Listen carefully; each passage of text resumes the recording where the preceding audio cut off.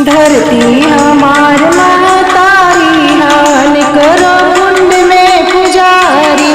धरती हमार महतारी हवन करो कुंड में पुजारी। हवन देखने को ब्रह्मा जी आए, साथ में उनके ब्रह्माणी भी आई।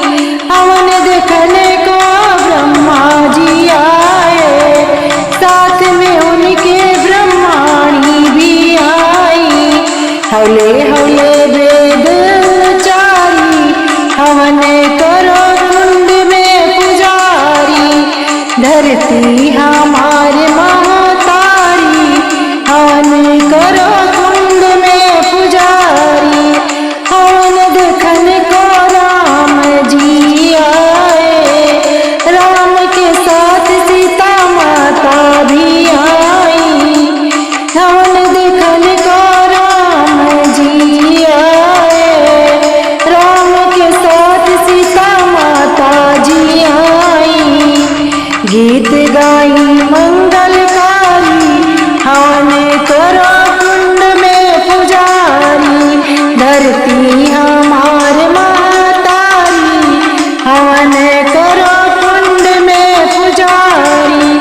हवन देखने को कृष्ण जी आए, कृष्ण जी आए साथ राधा को लाए।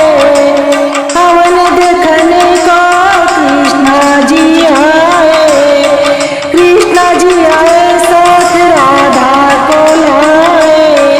धीरे धीरे बांसुरी बजाई, हवन करो कुंड में पुजारी।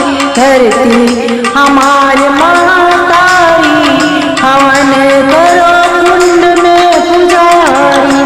धरती हमार महतारी हवन करो कुंड में पुजारी।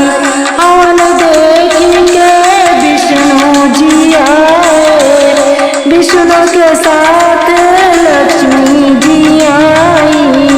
हवन देखने को विष्णु जी आए, विष्णु के साथ में लक्ष्मी जी आई। विष्णु के साथ में लक्ष्मी जी आई। हौले हौले शंख बजाई, हवन करो कुंड में पुजारी। धरती हमार महतारी हवन करो कुंड में पुजारी। हवन देखने को भोले जी आए, हवन देखने भोले शंकर जी आए। साथ में गौरा रानी को लाए, साथ में गौरा रानी को लाए। हौले हौले डमरू बजाए, हवन करो कुंड में पुजारी। हौले हौले डमरू बजाई, हवन करो कुंड में पुजारी। धरती हमार महतारी हवन करो कुंड में पुजारी। धरती